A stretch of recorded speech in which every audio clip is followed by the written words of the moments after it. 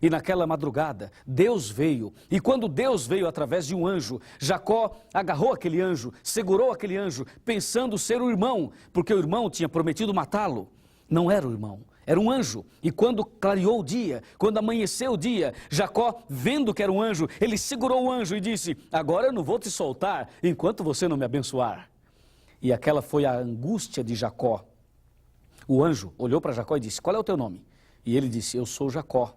Em outras palavras, eu sou uma pessoa que tem lutado muito, eu sou enganador, eu menti, eu roubei, eu fiz isto, fiz aquilo. Ele começou a revelar, através do seu nome, da sua identidade, quem realmente ele era. E naquele dia, o anjo, mandado por Deus, disse: a partir de hoje, o seu nome não será mais Jacó, o seu nome será Israel. Que diferença? Jacó significa enganador e Israel significa vencedor. Aquele que lutou com Deus e venceu. Venceu não Deus, mas venceu a sua tendência pecaminosa. Venceu a sua natureza maldosa. Venceu, com certeza, a luta entre o bem e o mal pelo poder de Deus. O nome de Jacó passou a ser Israel. E a partir de então, Israel, ele teve 12 filhos. E desses 12 filhos foi constituído o povo de Israel, a grande nação de Israel, que até hoje existe. Então este povo passou a ser o povo de Deus. Vamos dar mais uma olhada aqui no computador e daqui a pouco vou te mostrar numa tela muito maior toda essa história da igreja através dos séculos. Dá uma chegada aqui e vamos olhar aqui no computador. Agora você sabe a história do povo de Israel, como tudo começou. Israel era o Jacó, só que o Israel é o Jacó convertido. Portanto, Israel era neto de Abraão e Deus cumpriu a promessa e através do neto de Abraão, Deus fez a grande nação que ele tinha prometido ao seu servo Abraão. Israel tornou-se uma poderosíssima, uma grande nação. Era a nação escolhida, a igreja verdadeira de Deus. Quando Jesus Cristo veio aqui na terra e Jesus morreu na cruz, derramando o seu sangue para nos salvar, infelizmente o povo de Israel rejeitou o seu Deus. E aí Jesus chamou 12 apóstolos. Essa é uma história que eu quero te contar com maior detalhes, com muitos outros detalhes bíblicos. Por exemplo, aqui na Bíblia, no livro de São João, no capítulo 1 e no versículo 10 em diante. Nós vamos ler aqui apenas uns dois, no máximo 2 versículos. Aqui, olha, São João, capítulo 1, está bem aqui. Diz a Bíblia: o verbo estava no mundo, o mundo foi feito por intermédio dele, mas o mundo não o conheceu.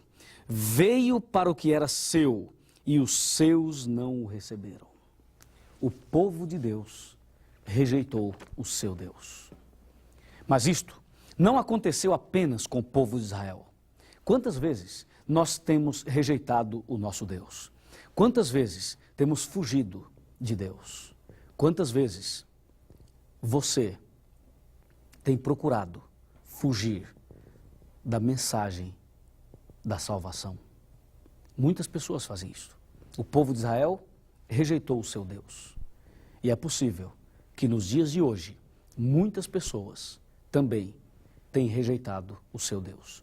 Eu espero que você nunca rejeite esse Deus maravilhoso. E ao entender melhor a igreja verdadeira, eu espero que você não caia no erro do povo de Israel, que rejeitou definitivamente o seu Deus. E hoje, o povo de Deus não é mais o povo de Israel. Hoje o povo de Deus está espalhado em toda a face da terra. Mas lembre-se que Deus tem uma igreja, uma denominação verdadeira, uma denominação religiosa.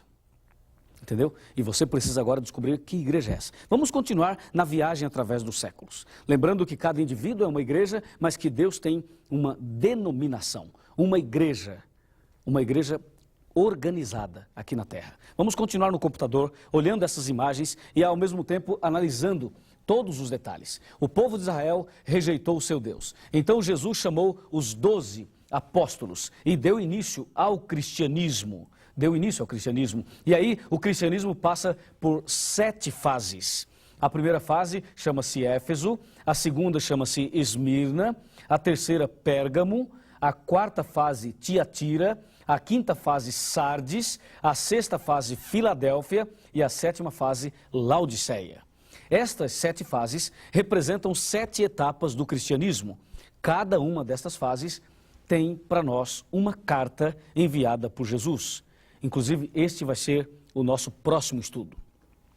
Mas veja que a igreja foi passando por situações. O povo de Israel rejeitou o seu Deus. Deus chamou 12 discípulos e agora os discípulos, juntamente com Cristo, dá início ao cristianismo. E o cristianismo passa por 7 fases e Deus diz que os filhos dele, os servos de Deus, deveriam edificar as ruínas. Lembra-se? Levantar os fundamentos de muitas gerações, reparar as brechas, restaurar as veredas, as verdades, para que o país se torne habitável.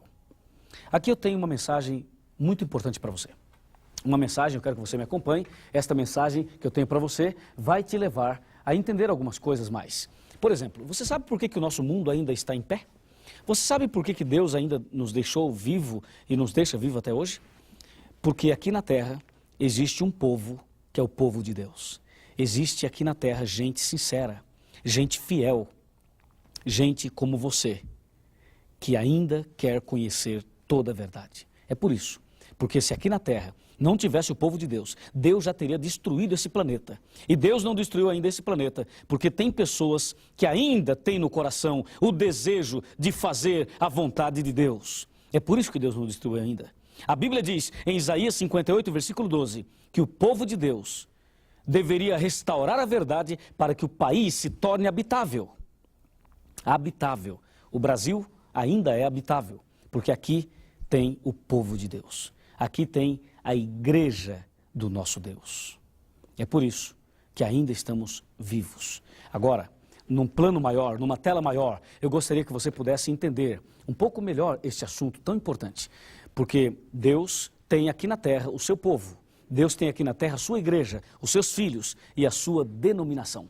Olho na tela, vamos lá, num plano maior. Você vai ver aqui que hoje, nos nossos dias, estamos aí no 3º milênio, no século 21, ainda Deus tem o seu povo. Você pode ver a igreja de Deus simbolizada por uma mulher vestida de sol, símbolo da igreja de Deus, símbolo da igreja verdadeira. E de acordo com a história e com a Bíblia, Deus sempre teve o seu povo. Recapitulando, no jardim do Éden, Adão e Eva. Depois, em Sodoma e Gomorra, 3 pessoas fiéis. Depois, no dilúvio, 8 pessoas fiéis. E em seguida, forma-se uma grande nação, o povo de Israel, que era a igreja de Deus. E isto aconteceu durante 4.000 anos aproximadamente. E quando Jesus Cristo aqui veio, o povo de Deus, por incrível que pareça, o povo de Deus rejeitou o seu Deus. Amigo e amiga, por favor, nunca rejeite a verdade desse Deus maravilhoso. Não caia no erro do povo de Israel, que rejeitou o seu Deus. E então Deus agora chama 12 discípulos, 12 homens, e Deus começa agora uma nova fase na sua igreja. São as 7 etapas do cristianismo. Lembra-se? Vamos olhar? Éfeso, Esmirna, Pérgamo, Tiatira, Sardes, Filadélfia e Laodiceia. E eu tenho uma grande notícia para você.